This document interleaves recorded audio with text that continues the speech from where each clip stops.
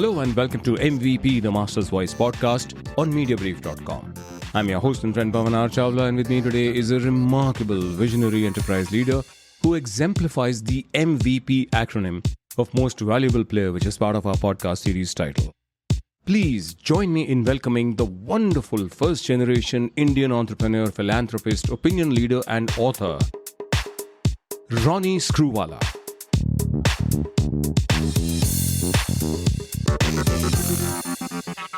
So Ronnie, thank you very much indeed. Welcome to MVP, the Master's Voice podcast on Mediabrief.com. Amazing that you're giving us so much time on a Saturday morning, no less. Pavan, thank you for having me here. There's no such thing as a Saturday and a Sunday today in life, but it's always good. A Saturday gives you a time for a little bit of a more relaxed conversation. Hopefully that's what this would be. Oh, absolutely. I'm waiting for a deep dive, and coming from you, it's really going to be amazing, and everybody's going to get a lot of insights. Thanks also to Prashant Nair of Adfactors PR and Neha, who leads comms at Upgrad, for having made this interaction possible. But before I proceed, let me quickly tell our listeners about you.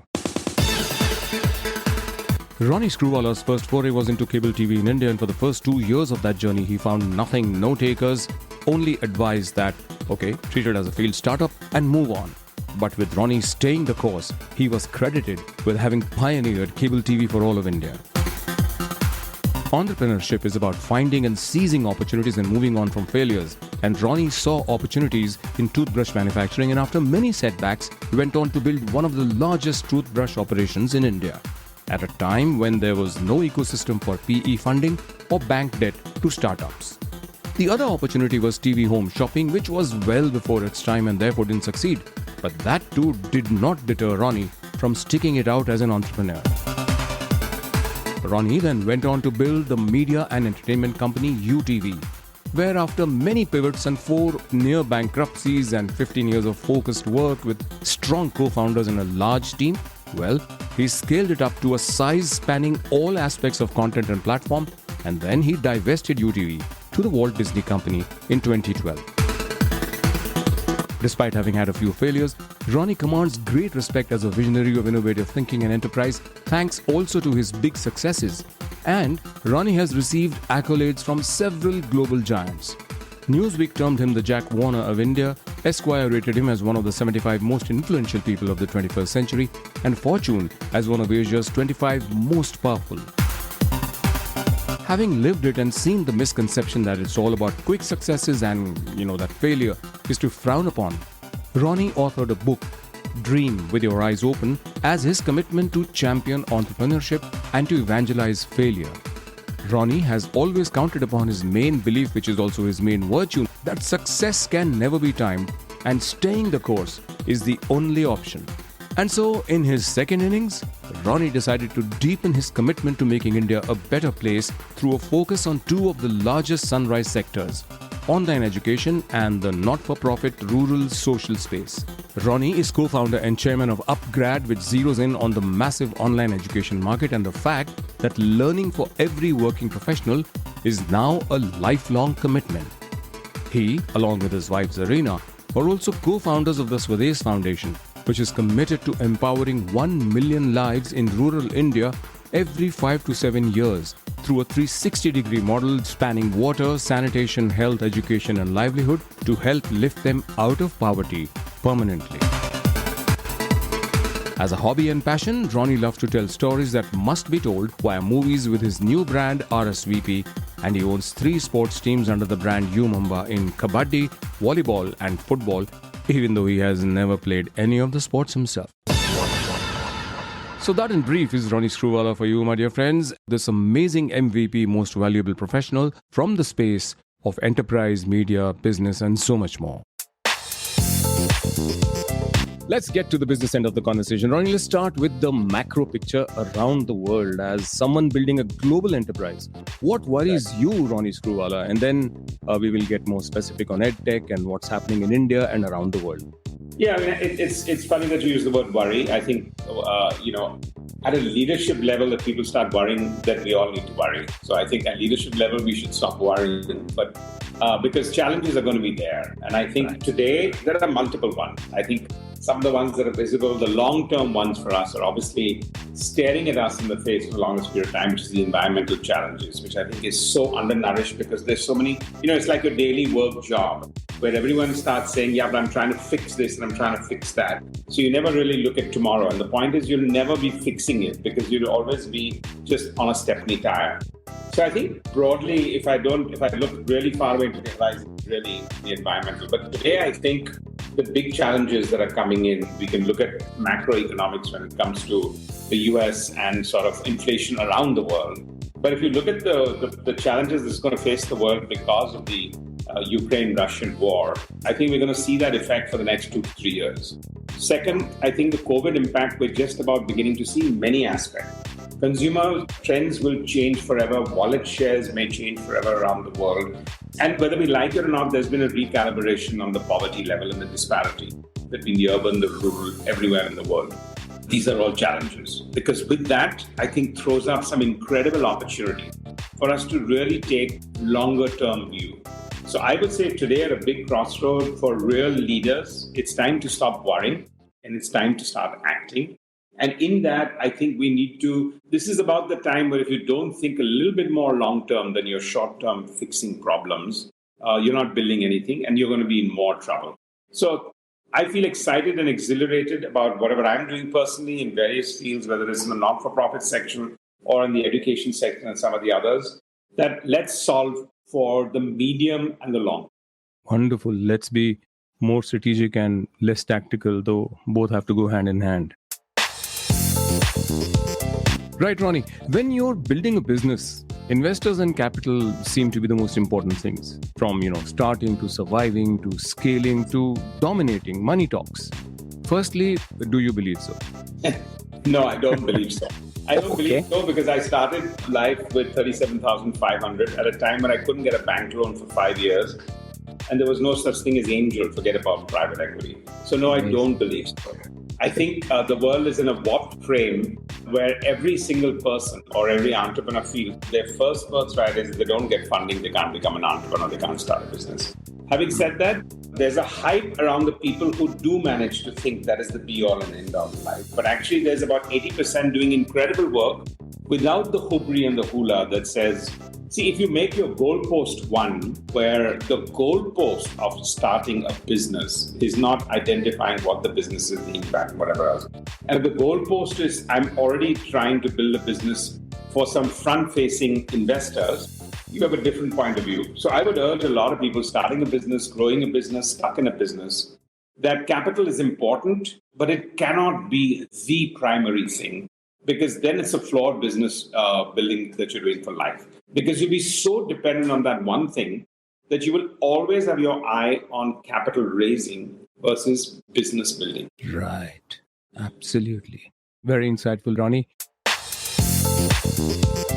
And as a follow-up to that previous question, India has crossed maybe 100 unicorns and is the third ranked country in the world in unicorn status after US and China. So time to celebrate or introspect. In fact, you've given us the introspection insight just now. But really, it's people like you, leaders like you who are actually putting India on and have put India on the growth map globally, that too. So that's amazing. Congratulations. Let's be very clear. Celebration is important and one must celebrate because let's face it, we are the third country that's actually had that in terms of privilege. What does that mean? It means that we are an entrepreneurial nation. It means that the world now views us as an entrepreneurial nation. It means that there are incredible opportunities here that people see in the Indian market to go forward. So that's a lot to celebrate about. But I come from a philosophy that I've grown up with, which is all glory is fleeting. And therefore, as soon as you celebrate, you need to immediately introspect. But if you let the champagne stay with you for the 15 days or 10 days or even overnight, then you're in trouble. So I think it's celebratory. It makes it aspirational because of the simple reason that there's so many thousands more who are now feeling inspired. Parents who are feeling that, if my son or daughter wants to start and be an entrepreneur, it's not such a bad thing. So aspiration levels around the entrepreneurial ecosystem is the one to celebrate on. I just have a problem with the unicorn context because I think everyone needs to realize that it's not you who's become the unicorn. 3 or 4 investors who have decided to give a certain level of valuation and maybe compete with each other sometimes. And most times those valuations could be a little inflated from their perspective in a competitive environment. That environment has caused you to be a unicorn. So that's why I'm saying celebrate, but immediately introspect.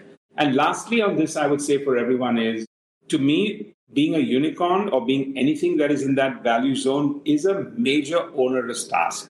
It's not, where do I go from here? It's like, wow, this is, I think people need to feel onerous about it rather than saying, how do I leverage to the next one? So I think the problem with unicorn is that it comes with intoxication. And I think that's where the problem is. Lovely. I like your wonderful little headlines inside your expressions. Amazing. Comes with intoxication. Right. So any cause for this intoxication in your mind to sort of wane? Because what's happening in the public markets and private equity markets is mayhem, nothing short of it. Has that taken you by surprise? Does anything take you by surprise, actually? No. I think it'll be silly if anyone, because it's intoxication, you have to come up and get up the next morning and it's going to be usual as usual. And the point is in intoxication, 50% of what you said the previous night, you don't remember. And that's what the definition of intoxication is. So I think there should be no surprise with it, right? Because I think everyone, it was a sort of an approach. That does not mean that valuations are inflated. Let me be absolutely clear about that. I think the question is that the people who actually guided you and gave you that valuation, are they stoic and steady about what they want from your business? And I think that's the big challenge. Okay, I think the problem today everyone is facing, which they think is the uncertainty of situations. Today is actually no uncertainty. You've been funded, you've been given your opportunity there. But suddenly the same people who gave you that opportunity had some terms and conditions that says, go for crazy growth. And now they're saying, turn to profitability. Now that fair weather approach is really where most of the problems lie. And what you're seeing here is an outcome of maybe not very clear high self-conviction entrepreneurs who know that let me stay stoic to what I want to build, because the investor community, which is an incredible community and will give you that right kind of support. But respectfully, they haven't really rolled up their sleeves and ever built a company. They look at things from the outside. They also look at what their LPs want and whatever else. So there is a certain mismatch. And I think basically at the core, an investor is investing in the entrepreneur and that person's vision. But at the same time, over a period of time, they want to influence that vision. But if it's a very self-convinced or confident entrepreneur, they will take all the inputs and advice, but go out to build. Because at the end of the day, when the going is tough, I still have to be accountable. So right. I think that's really the dichotomy that everyone's facing today. I don't think it's a surprise from that perspective. For me personally, this is about the best time and the most opportunistic time to be in business. Because when reality comes in, it's I think the phrase of when the going gets tough, the tough get going is now a little archaic, because you need to do a lot more than just get going from that point. Right. And tough is the definition. At that time, it was like you really had musibat. Today, I don't think this is self-brought on challenges sometimes that come your way, and then you're trying to solve. Right. And there are a lot of entities that are in the news for all the wrong reasons, thanks to their self-brought on problems. We'll come to that, and I will get a little direct in my questions to you. Yes, Ronnie, you're absolutely right. Not only do the investors have to be stoic, but also when you say the tough get going, entrepreneurs and visionaries who are actually building a business have to retain their complete belief in it and go the way that they had thought for it. So I think, leaders like you would also actually, through this conversation, also end up giving investors some great food for thought. You invested in a person and his vision.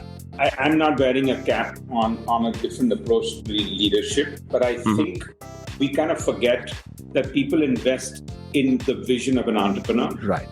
And then they are fully accountable. And I think that mismatch of then holding your own sometimes creates the friction. And then you have the knee-jerk reactions, which is what people are facing today, where they feel, will my valuation be intact? So I think that's one part of the big other challenge that I think that happens in this unicorny private equity status is that the shift from a private company to a listed company is enormous. I mean, if I was there, my first advice would be whoever's on your board as a private equity, they should all move out, because the mindset of running a company when it's private, along with investors who have an agenda, the reason why a publicly listed company insists on 50% independent board members is because they want people who have a very clear agenda, what is best for the company in an objective sense. Right. And then, of course, you need founder group and investor group. So I think today, if companies in India understand at this level that I would urge them get 50% independent directors, because that's when you get the real balance and train yourself. Because they're two different metrics altogether. It's three people in a room who says, it's my money, so I'm telling you what to do, versus actually everyone's investing in the entrepreneur. And if that mix match can be fixed, not just here, but around the world, it happens in Silicon Valley also, except for entrepreneurs who say, hey, you invested in me, now let me do my job. Thank you, phenomenal. And let me be absolutely clear, investors give some incredible inputs and advice. The problem is the entrepreneurs to dissect and funnel and filter that as to what's best for the company. But if you start taking that literally because you're beholden on your next capital raise, that's where the friction has. And in the long term, value gets destroyed, not created.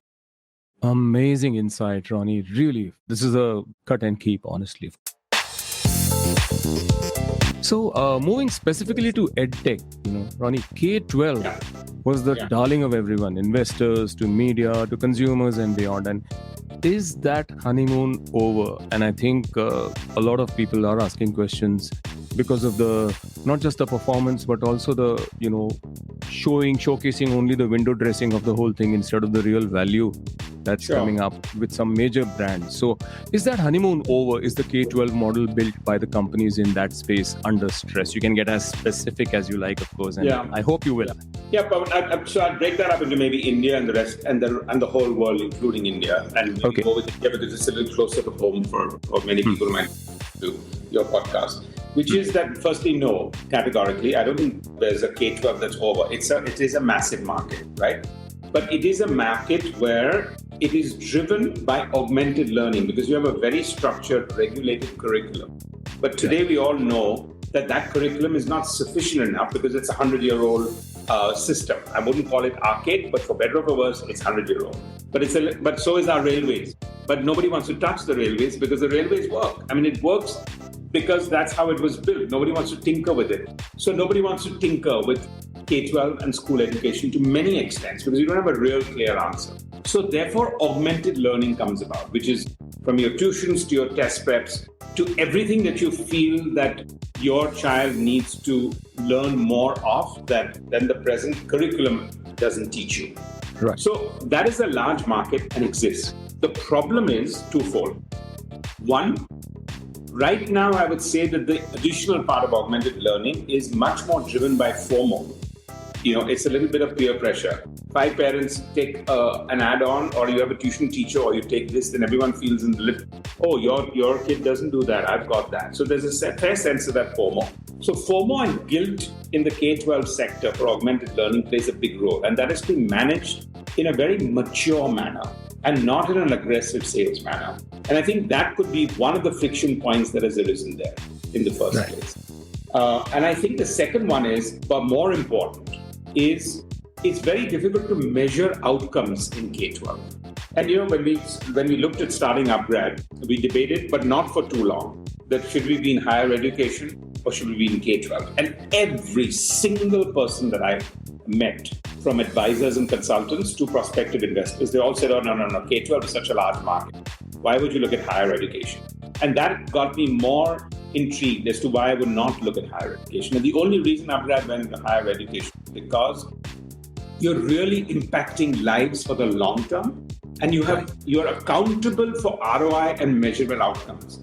A student is paying you a fee and wants an ROI that converts into a job or a career enhancement versus a top-up in the mind of a parent of whether somebody is a bit smart or more smart.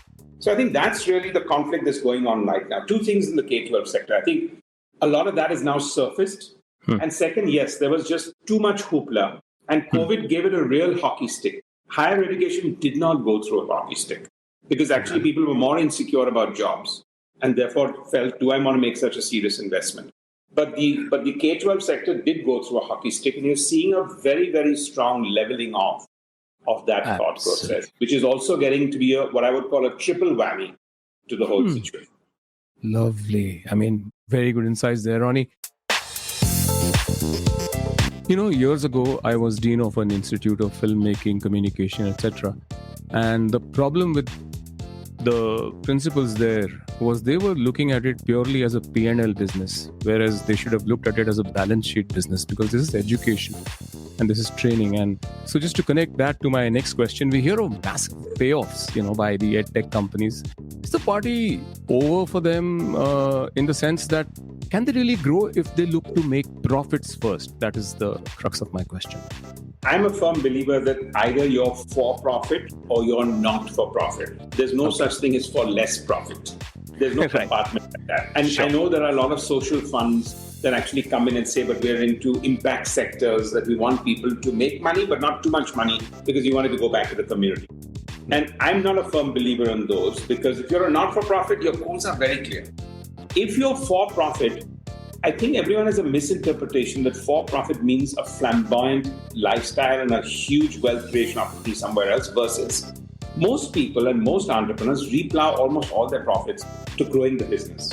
So the good thing about the education or lifelong learning sector allowing to be also for-profit outside of the curriculum courses and universities and colleges that is in the not-for-profit is that you can solve problems at scale.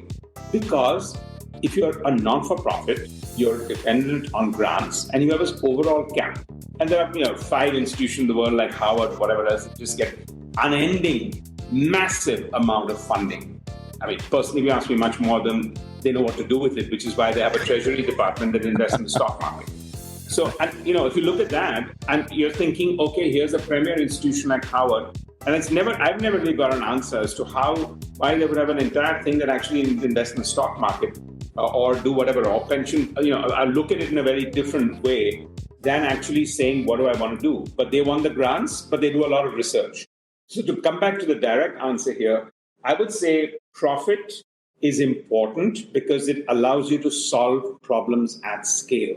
And I think today, outside of the curriculum management, all augmented learning and all lifelong learning needs to be solved at scale in India, in Asia, in Africa, and frankly, in the United States also. Excellent.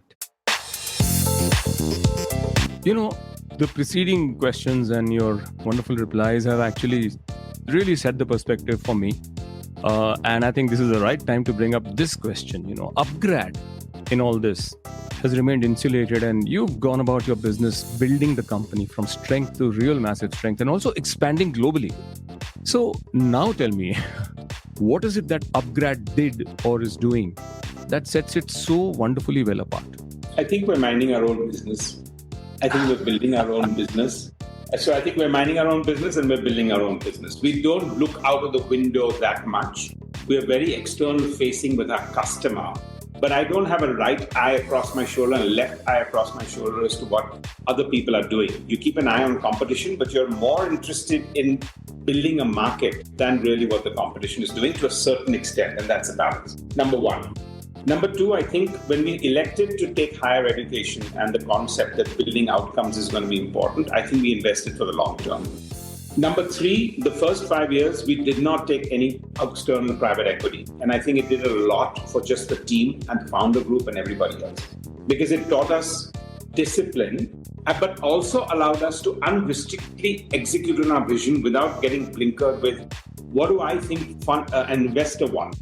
If I want to build a B2C company, the 9 people said, no, why don't you also do B2B? And I'm saying, no. So I think that gave us a lot. And all of that is holding steadfast today. And lastly, I would say wherever we've combined with people have joined us as co-founders, as entrepreneurs in residence and whatever else. And, they have a 5-year, 10-year view on the business. So I think it's also a leadership that's giving the mandate that we're not here for our next fundraise. We're not here for the short term. And I think it's very, very difficult to build a business. It's incredibly difficult to build a business to last. But it's almost impossible, but very pleasurable if you can build a business to outlast. Wonderful. And I think that's what we want to do at Upgrad. Excellent. Wonderful. Congratulations on all the wonderful growth and the manner in which you've been, you've kept your entire team and Upgrad and its entire raison d'etre focused on the exact ultimate objective, which we see really being achieved in beautiful, large strides, not small steps. So more strength to you on that. Thank you for your kind words on that. Thank you. Ronnie, there have been, and this is a question I really have been thinking of asking somebody, and I couldn't find a better, more well-informed and more middle-of-the-road leader than you on this. So there have been many rumors, specifically about Byju's. There was a hard-hitting BBC program on their model, and many feel that their valuations are, and including they feel that their valuations are not sustainable. And so, will the poster boy of Indian EdTech have a wake-up call?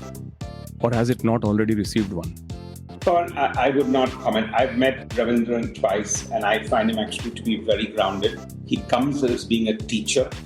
He has an incredible sense of humility, and you can spot humility. You don't have to see. It's not a false humility. So I think it's phenomenal that a company in education in K-12 is being built by someone so grounded and got the right sense of humility and the right purpose. Now, during the way when you're market making, you may look at things much more aggressive. Has Byju set the gold standard for aggression? They have. Does aggression have its own cost? It does. Does being a gold standard have its own cost? It does. Is that a leaky faucet or is it a one-time? That's where I think companies have to introspect and what they want to do.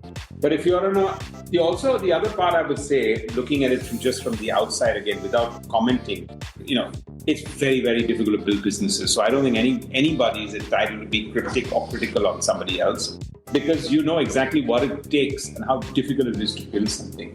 But I think if it's a complete singular ride on market cap or valuation, it has to be a balanced outcome. So from the outside, I can't really comment as to what is the driving force. But I know that for a lot of people and naysayers, the driving force would be aggression viewed negatively, especially in a division called education, and especially when it comes to kids. Because in working professionals, which is where Upgrad is, people take a lot more objective view, right? Because it's your money, you're already mature, you're spending your own money. Here, the context with K-12 is always about exploitation, kids, parents with low outcomes. So there's a whole cloud hanging there, which actually means that you have to have triple the responsibility to get things right. So I'm not being diplomatic, I'm being extremely candid, that nobody can judge what from the outside, but I can say that it takes a lot to be a poster boy, and it takes a lot, therefore, of aggression to be able to do that. It attracts a lot of attention also. And during the aggression process in building an organization, I'm sure there are learning steps for everyone to necessarily do, for everyone in EdTech, not just in India, but even US. That Byju's actually succeeds is an important element, because for any reason, if they don't, it's going to have a ripple effect on many other situations. It's a little bit like, in the fintech sector, you had a company that was heavily funded by the SoftBanks and the Jack Ma's and whatever else. And therefore, intoxication set in across the board for everyone. And I think when you look at that element, and then when the market did not live up to that expectation from you, that's the problem with the high profileness. You've dropped from poster boy to shredding. There's no in between.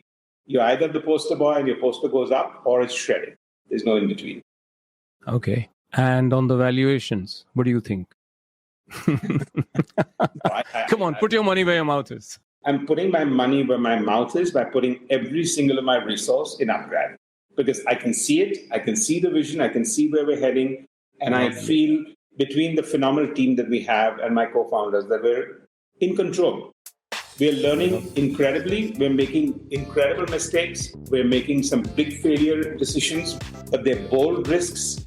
But overall, if we keep the goal of impact and outcomes, and I'm very clear, companies can only be there built to outlast. Tons of time people tell me, just on a lighter note, I had somebody 6 months back, people would tell me, oh, how come you don't have a tiger and a SoftBank on your cap table? Those same people today and saying, by the way, I hope you don't have tiger and SoftBank cap table. And I'm thinking, hello, can I give you a recording of what you just told me and asked me 6 months back? And I don't have a comment either which way. I mean, Tiger and SoftBank have done some incredible investments and really contributed to the ecosystem in a massive way around the world. So I'm not standing judgment. I'm a listener. I'm a listener to that. And my listening prowess says, wow, why is the world so fickle? And then we get surprised when things get corrected. But we're fickle. That's why it gets corrected. Wonderful, wonderful. So focused on learning to be able to have, create great impact and to build a company that will outlast. Wonderful underliners to your entire vision. Super. Which brings me to my next question. Upgrad has raised the least amount of cash and yet has scaled very well with little capital. And you actually answered my question. My question was to be, what's your approach to this? But do you believe that with more capital, you could have been at a different scale than you are at present? I think that has been proven time and again across that capital is not the only answer, and capital does intoxicate. What you finally get doing is if you have capital, you can't do treasury management. Okay. When large companies make a lot of profit and they have capital, what do? They either buy another company or they buy back shares of their own company. I'm not a great fan of buying back your own shares in your own company because it means you run out of ideas. But yes, you need to do that for public markets and whatever else. So today I would say, I think having run a listed company before in my media days, I think the context of return on capital employed and onerous on return on capital employed played an important role, which is why the first 5 years we self-funded. Which is why we believe, especially in something like edtech and education, you don't need big money.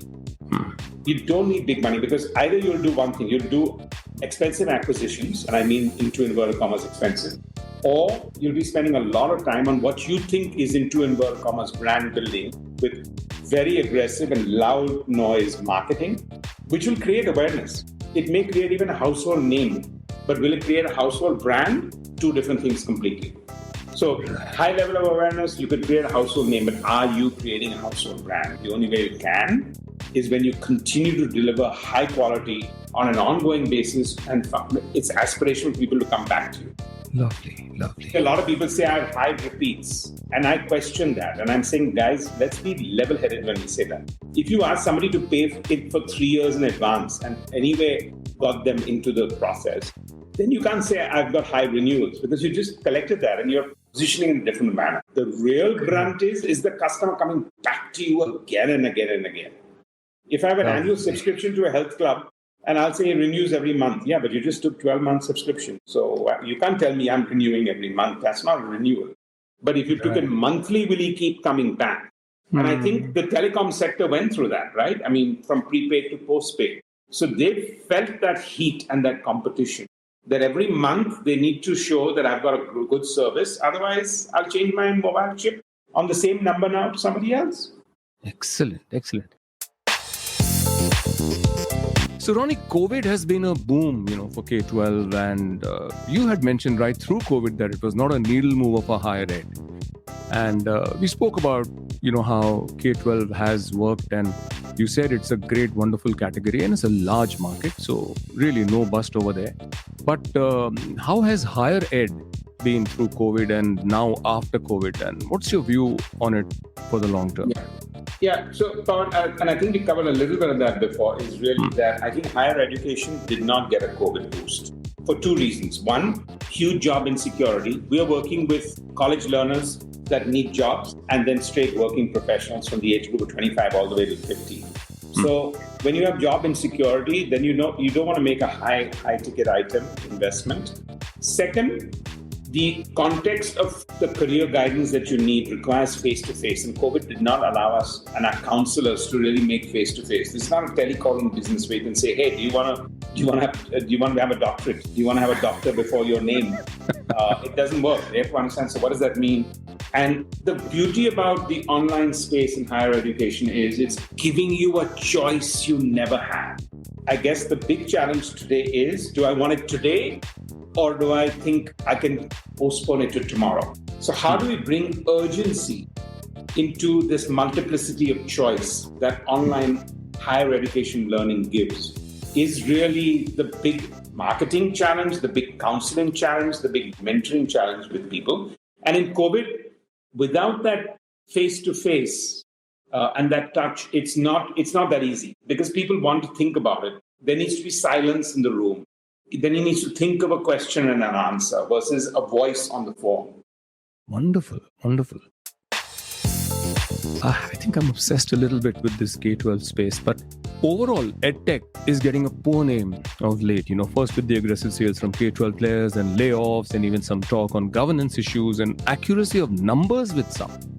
That is a seriously bad and a wrong space to be in for anyone. So do you see that impacting the sector as a whole? Yes, Pavan, it has created a bit of a cloud, unfortunately. And it's exactly this conflict between investor community and the entrepreneur, Right. where the agendas have been mixed. And therefore, when you look at a growth agenda and not a return on capital employed, and you feel anyway capital is unrestricted, you make intoxicated decisions. So I think, unfortunately, colleagues, employees, people like that are facing the brunt of this element of intoxication in terms of growth versus a very balanced and a reason to grow. And I think that's what you're seeing today. Does it have a rolling impact? Of course it does, because the point is media, which creates most impressions, when you're up there, you're up there. When you're down there, you're down there. So and I think that's really what most people are learning as entrepreneurs, that just because you've had a series of good headlines doesn't mean when you have bad headlines, they will equally be headlines in that thought process. So you might have a factory today or somebody else letting go of 200 people. That won't make a headline, right? But somebody who's actually tom-tom that they're growing at 300%, whatever else, yes, you're going to get. So I think there's a high profileness to the exit, but the unfortunate part is that the intoxication growth, which has led to what I would call lack of focus, is now getting corrected.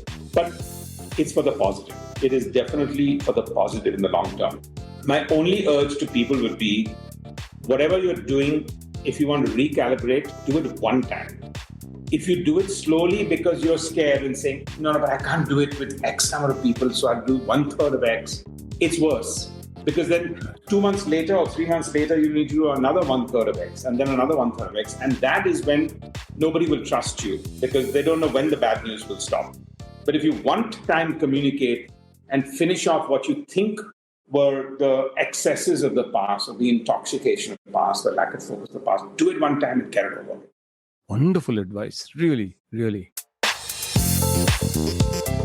Ronnie, I always wanted to ask you, Upgrad has been very choosy in the investors it has taken on board. And between you and Mayank, you still own, more than 60% of the company? So, look, I know now, today, after all the wonderful success and the growth curve that Upgrad has been on, throughout. And it's like, it's learning, it might make a tiny mistake here, but then everything else goes back into really getting onto the growth curve. So I know that investors are not fools. They know that if it's Ronnie Screwvala, then his vision is far more important than whatever little advice I might have to give him. He will listen to everything. He will take the best, but let him do what he does best and drive his business. Because there is so much amazing proof of not just concept, but relentless and continuous delivery. So how come you do not have the Tigers, Sequoia, and, SoftBanks of the world on your cap table? So, Pavan, I don't know. Sometimes they say opposites attract. Sometimes they say whatever else attracts. So I can't sit here and say why not. I am a co-investor in some of the companies that they've invested in, and I have the highest regard and respect for what they've done around the place. Everyone goes through their ups and downs, absolutely not. But what they've done to the ecosystem is phenomenal. Right. I think the only thing I can look at in introspect is partly in the beginning, everyone really thought higher education is niche and K-12 is where the money is. Second, I think investors sometimes feel, I backed this one and this one has got so much of money that money will do the trick. And therefore, if you're not, so if you're not really funded, you're not going to be able to survive. I think obviously people have a very low impression of entrepreneurs. They say if you're not funded, you're not going to survive. So I think if you look at that context, and I think third one, I'm not sure. I would just hazard a guess that many of the, while, as you rightly put it, some form that maturity is there. So people look at this as saying, we're backing Mayank's vision, Ronnie's vision. On the flip side, it could be a little intimidating because they will feel, these guys are a little too sorted to be read rudely as too opinionated. And therefore, I don't think we'll be able to influence them at the right time. So maybe we're not the guys.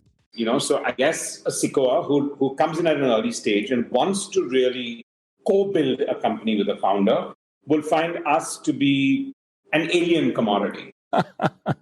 Unless they have the wisdom to align with your vision. They have 10 times more wisdom than I have. I'm just giving you that sometimes that may not be the fit. Agreed. I just feel they feel that we're evolved. And this is just my hypothesis since we're talking. Sure.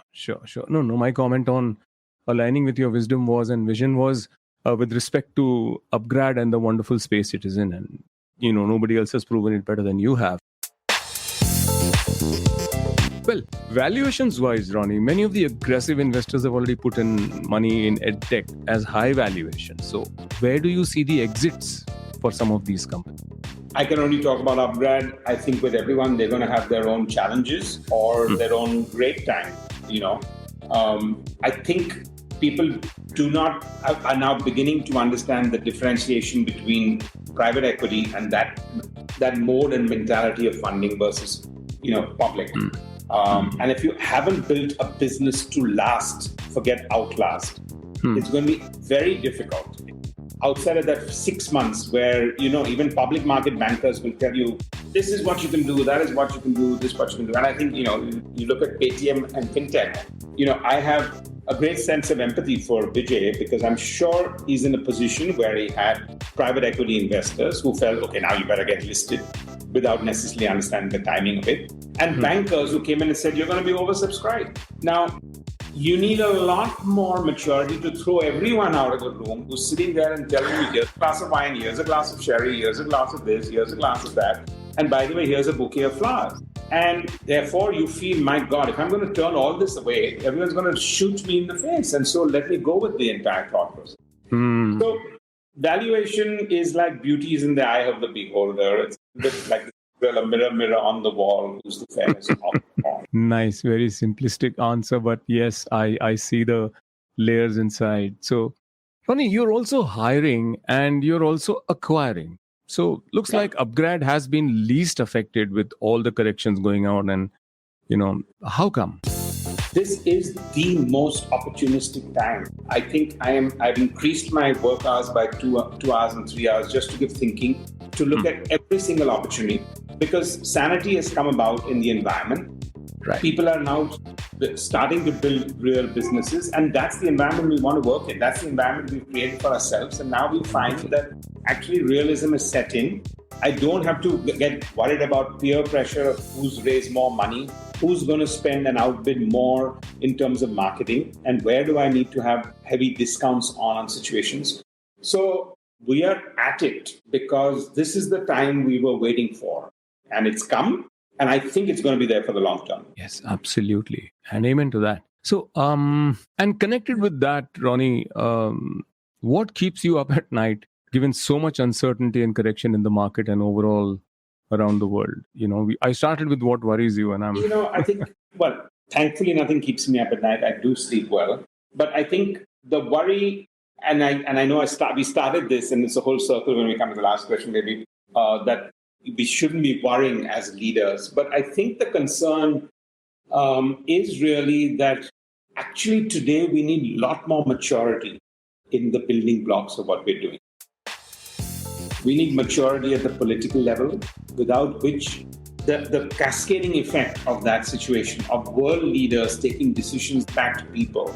You may have the best plans in your life, right? But if somebody wants to invade another country, there's not much you're going to be able to do about it. Then everyone is there holding the ball to figure out the repercussions of that.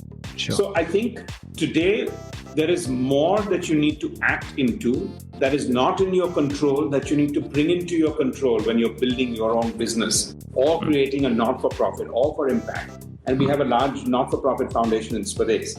And I would say The leaders have to preempt. Today, you're going to get rewarded only for anticipating. You can't be only a problem solver. You first need to be a problem spotter. And you need to preempt. And you need to understand trends. And that's what you're paid for. That's your job as a leader. Your job is not to solve problems anymore. Your job is to preempt problems. Your job is to anticipate trends, not look for trucks that come around the bend, preempt the trucks that come around. So I think that requires maturity.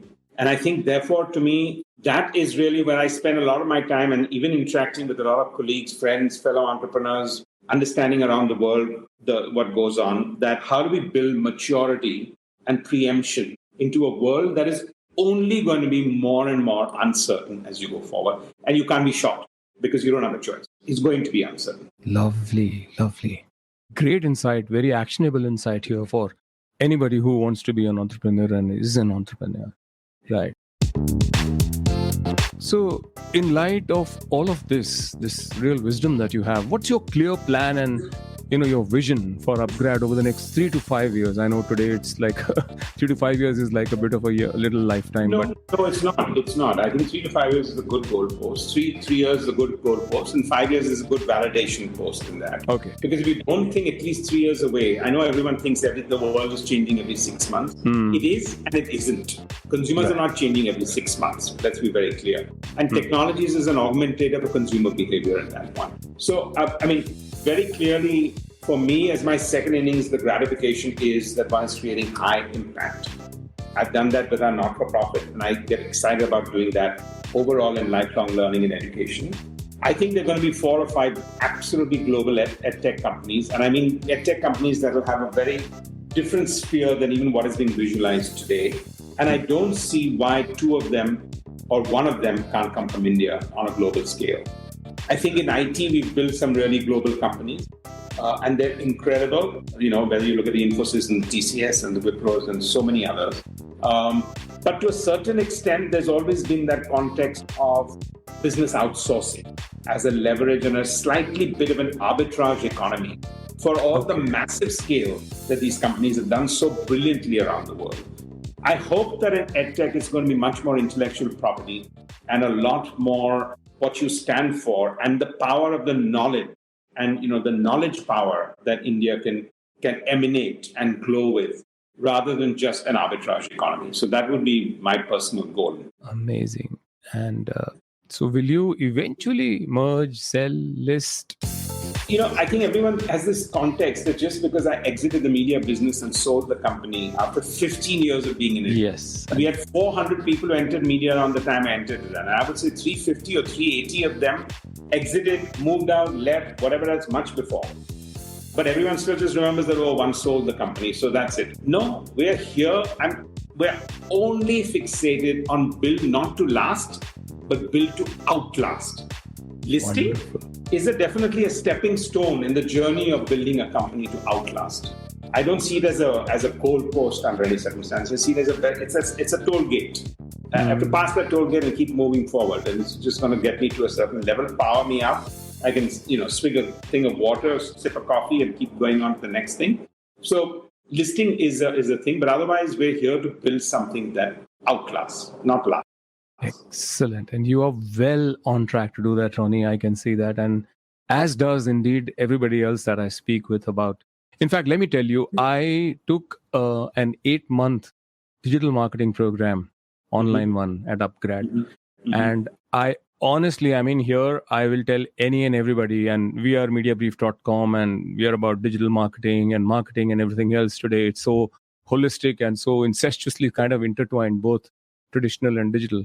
But if you really want to learn amazing insights and, do the how to also get into the digital marketing program at Upgrad. Really nice of you, and it's really so nice to know that.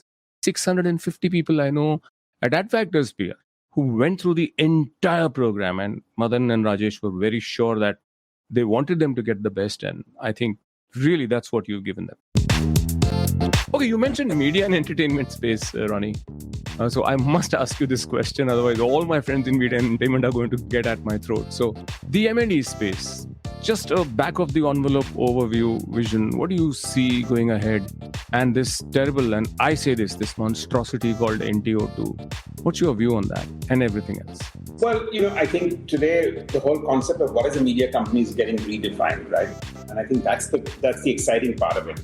I think, the people think size is important, and then there is a nimbleness. And I think Netflix has proven that. I know right now they're in the doghouse for the last 2 months for absolutely the wrong reasons. It's the same fickle-minded investors, whatever else. You knew exactly what was being built. 200 million customers around the world paying you is a phenomenal business to look at that. Everyone can look at, but it doesn't need to be up there, nor does it need to be in the doghouse in that context. So I think the exciting part here is that even the FANG companies are actually now media companies. So media is if you start looking at media as television, broadcasting, news, and entertainment in a scheduled manner, that's gone. It's evaporated. It's not, it's not gone as in become archaic, but it's evaporated. So the beauty about media is the crisscross, that looking at that customer and seeing how much I can engage him from a TikTok level to a Facebook level, from an Instagram level to a news online level, to dissemination of information, to the OTT platforms, from the subscription model to the non-subscription and the AVOD model. And sports today, in many ways, is also now part of media and entertainment. Not because Olympics is Olympics, but otherwise, if you look at T20s and cricket and football, it's as much about enthrallment and entertainment today. If your popular team is not doing well, the ratings come down. What is that? It's rating. It's a different sense of entertainment, and why not?